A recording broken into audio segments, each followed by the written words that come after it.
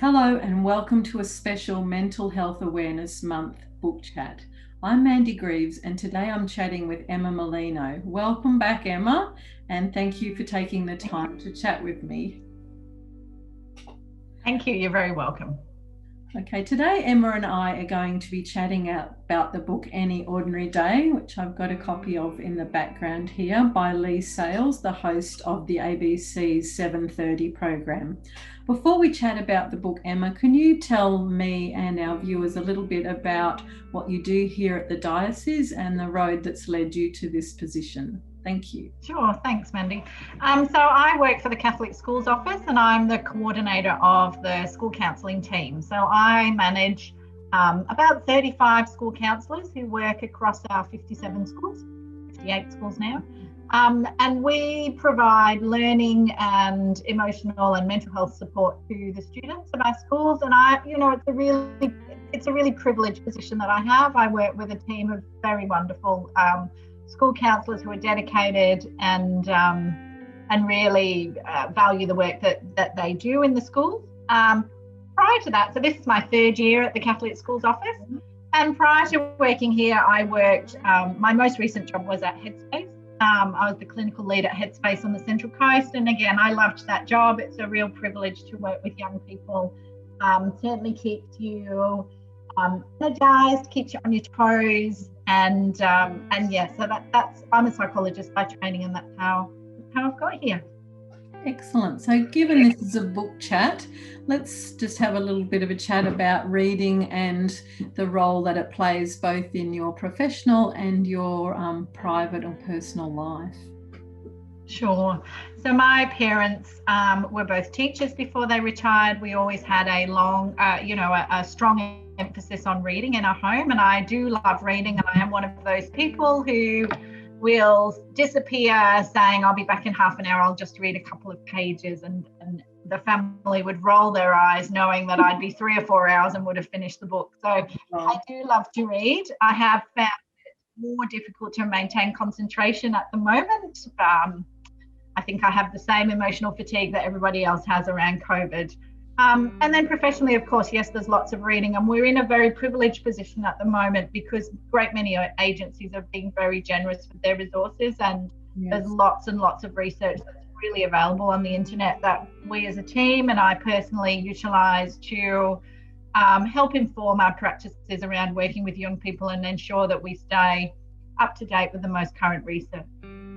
Okay, good. So let's get on to the book. And as I said to you before, I'm so glad you chose this book because it's one of those books I've been meaning to read but haven't got around to it.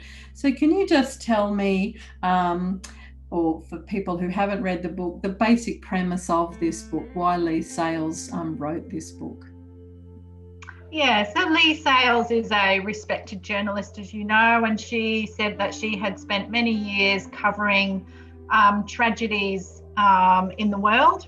And then she had a tragedy of her own where a pregnancy ended dramatically, and her and her baby were both admitted into intensive care.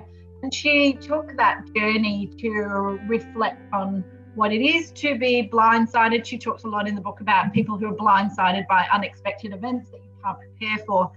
And she basically said that she wanted to write a book detailing how people do move through that journey when you've been impacted by an unexpected event, and how that kind of road to recovery. And I suppose what are the key messages that we can take from people who have been through very unusual circumstances and come out the other side. So look, it's written in a lovely, gentle, kind way. I think it's a very good balance of having some really good research in there balanced with that kind of human story. And people have obviously been very generous and spoken to her about their experiences, and I think she's written that in a very respectful manner.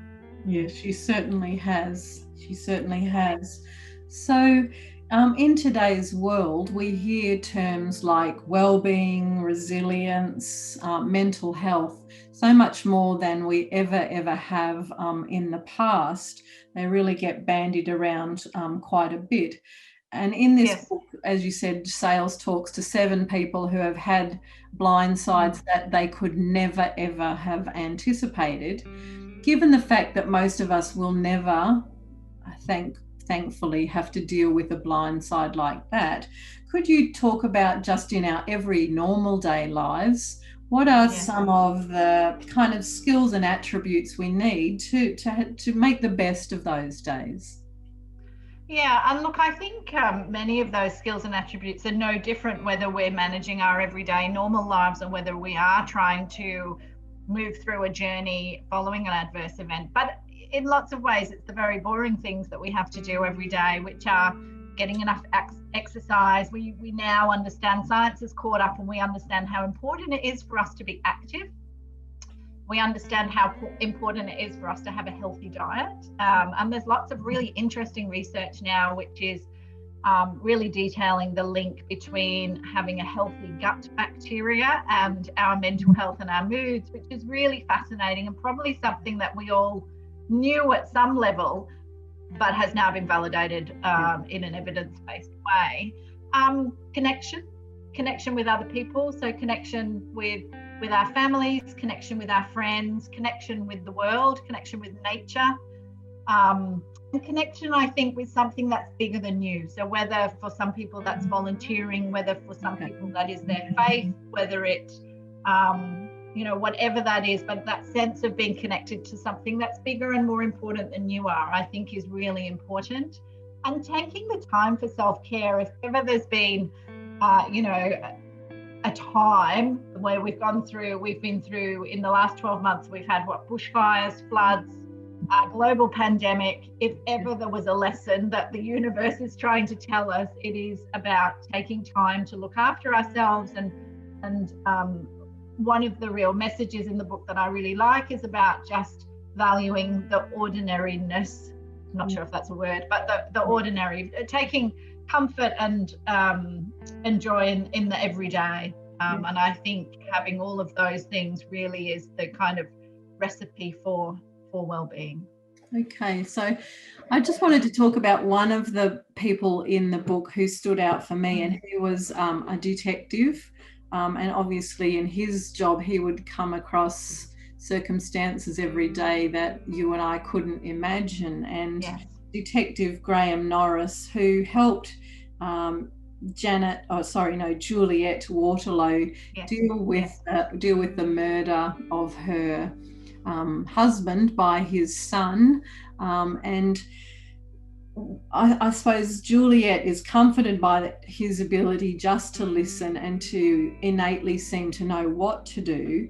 But it was his advice in the end that we need to be able to move on in a new normal and not expect that life will go back to how it was before whatever interrupted our ordinary day. How do you feel about that advice?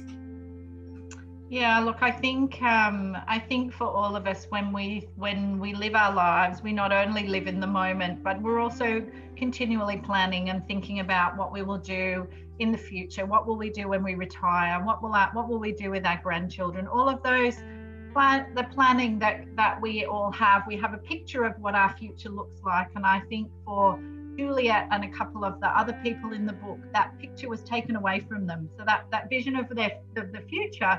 So they grieved not only the person that they'd lost, but the future that they had hoped for. So that sense of loss. And then I think what is very difficult for people is that they have nothing to replace that picture with.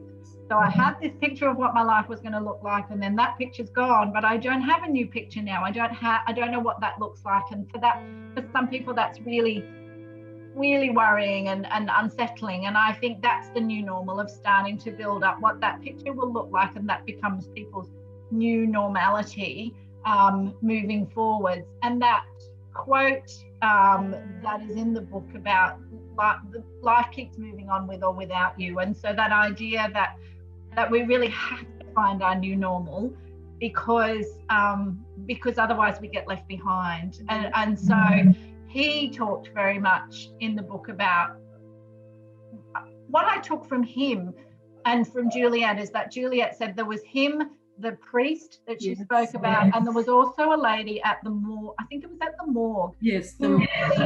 took her lead and allowed her to lead them, and they went where she wanted to go, and they respected that she was the most wise about her own circumstance, if you like.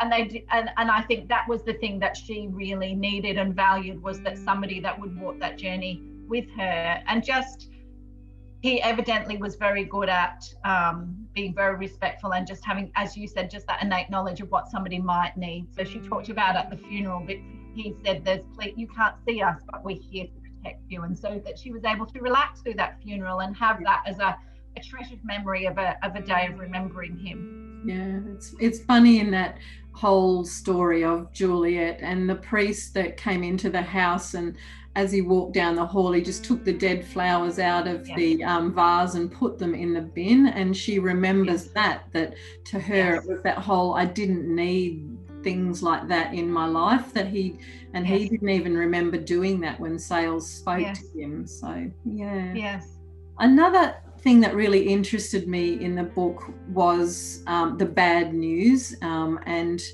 how Sales talks about the fact that we're all on this 24-hour bad news cycle, that's what we get 24 hours a day, and it's there continually, and how it almost tricks us into believing that the world and life is against us, that everything is wrong, and that we focus on putting our energy into things that we can't control rather than things we can control.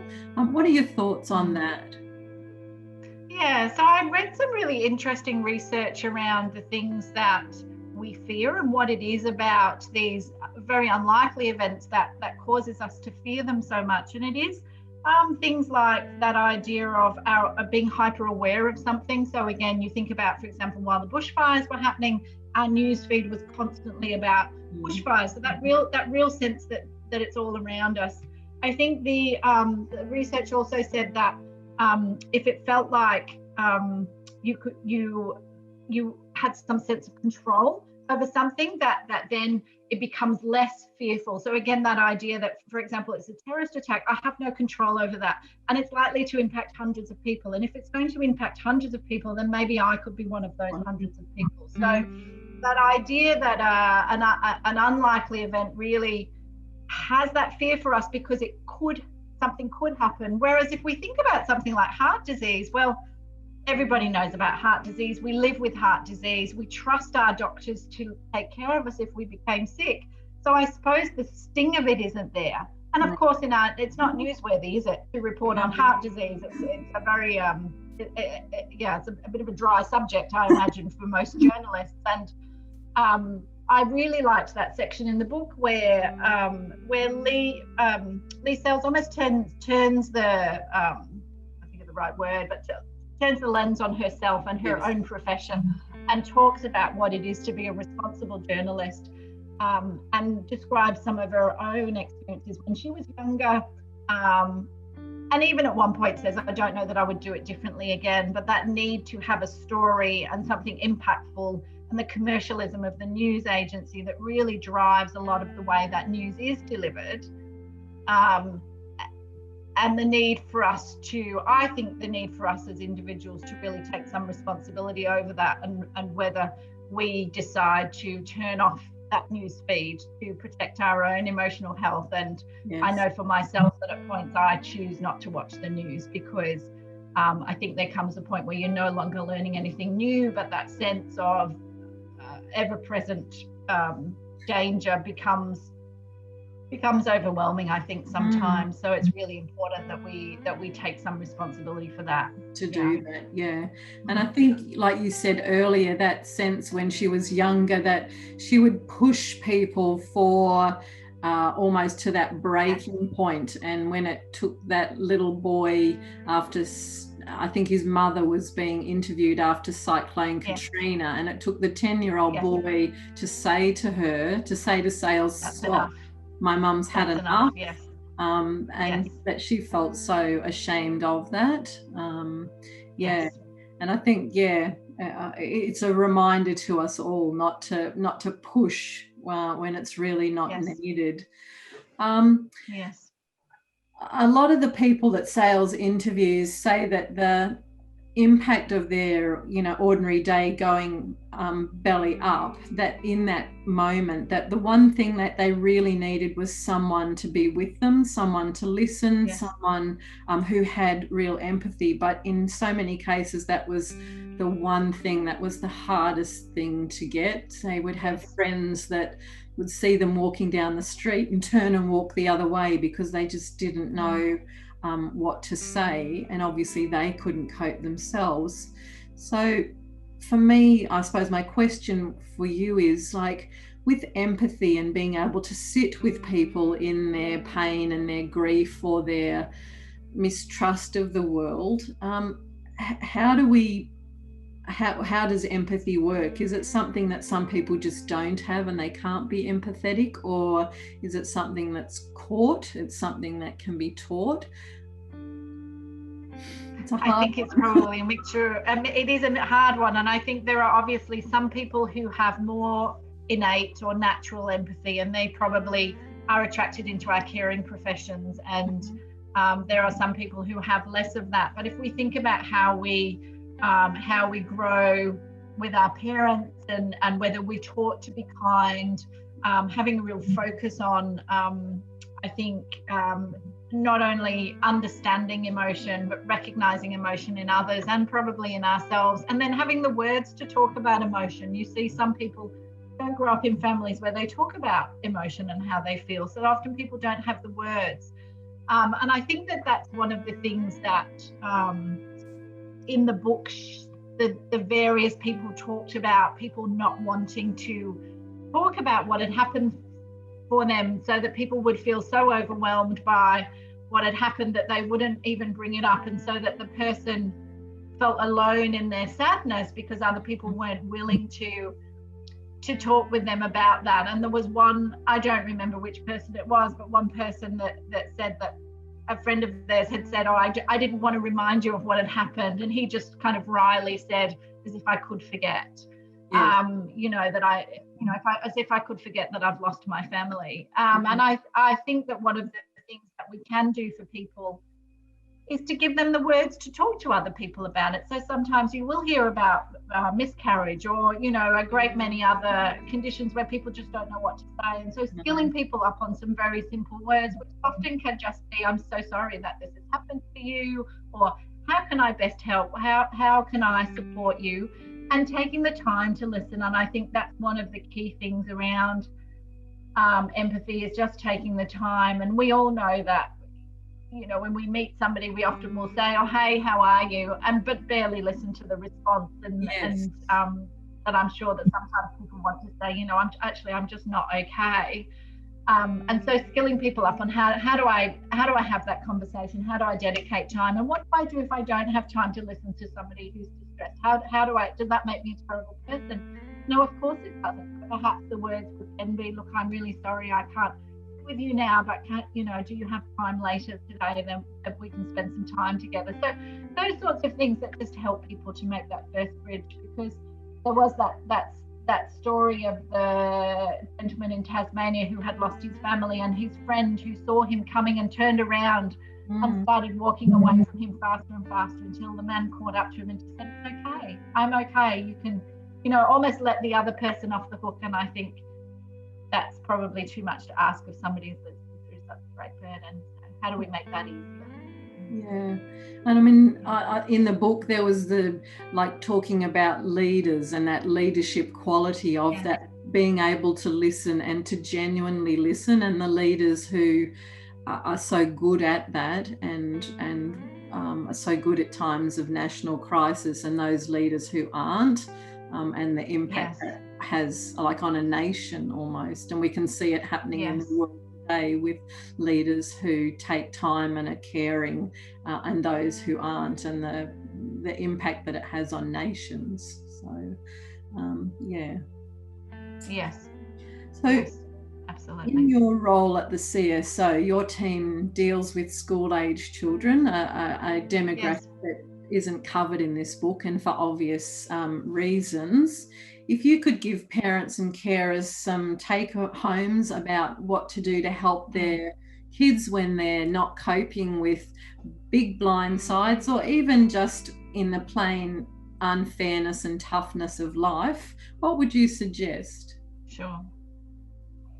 Look, I think what the research tells us, and what we probably intuitively know to be true, is that children who are securely attached to their primary caregivers tend to be children who are willing to take risks, who have a good sense of control in the world, who make good friends because they understand what it is to be a good friend. So I think having that really good, strong bond with your child. And how do we develop a really strong bond? Well, we have some routines and rituals that we follow in our home. So whether that's that we always eat at the same time, that a child knows that they go to bed at 7 or 8 o'clock or whatever time, and they read a book before bedtime, and that grandma comes on Sundays for Sunday roast, or whatever the rituals are in your family that help children to feel that their feet are securely attached to the ground, that whatever happens to them, they know that they can try and resolve a situation themselves, and that they've got people that they can ask if they don't. So I think that secure attachment and parenting in an empathic way. And I think the other thing that as parents we need to do is to really have a very strong focus on emotions and role model for our children, how we think about the world, how we process sadness and fear and more difficult emotions. We're often very good at role modeling happy, but we're not always as open to role modeling sad. And it's okay to be sad, and it's okay to be angry, and it's okay to be afraid. It's okay to be any of those things, but actually articulating that to our children, and then articulating, well, how do I start to problem solve? How do I work through those emotions? How do I help myself to regulate my own emotions? So that you give your children a language for talking about emotion, and that then means that they can recognize emotion in themselves, but also recognize emotion in others. And again, that will help them to have that really good sense of connection. And that was one of the things that I took from the book, that each of the 7 people said that human connection was the absolute thing that they needed to move forward. And I think the other thing as parents that we need to be able to do is to allow our children to fail. Because what happens when we fail is that we learn. And we need our children to know that if they can try one thing and that doesn't work, then they can try something else, and then they can try something else. And if I get really cross, that's okay, and I can ask for help. But I think that really helps them to become resilient and have a sense that I can influence my world. There's something that I can do, and that's what the research tells us, that the close, warm relationships and the sense of efficacy that I can influence my world will help children to be more resilient on a day-to-day basis. All right. Yeah, there's just so much food for thought in this book. There really is. And we could keep talking forever, but for the purposes of this, we can't. So I think I said to you before that the one takeaway that I got from this book was the notion of kindness, and that we need to be kind to others, because in being kind to others, we get so much back from that ourselves, and that we need to be kind to ourselves as well, because it really does make a difference. So you chose to talk about Any Ordinary Day. Why this book? Yes. What is it that you would like people to take away from it, or that you see as the big takeaway from this book?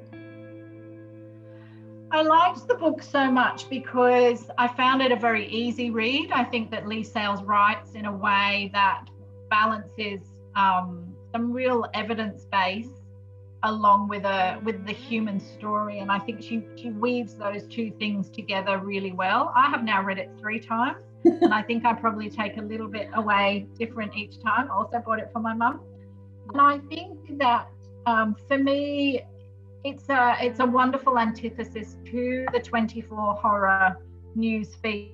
It is. The focus is very much on adversity and people perhaps not thriving through adversity, and I'm not suggesting that every person will move through and come out the other side of adversity a different positive person, but it's nice to have the balance there. And to me, this is it's a book of hope, and I think it's a book where a number of the main characters through it said, in every bad situation there is some good, and that's what I liked in terms of that. For me, it reminds me that the world is a good place. And I think sometimes when you watch the news too much, you need to be reminded that the world is a good place, and that's my takeaway from this book. All right, thank you so much, Emma. It was wonderful talking to you and talking about this book, and I hope that people listening to this, like I have taken something from it that can help them in their ordinary days. So thank you very much. It was lovely to talk with you. Okay, bye. Bye.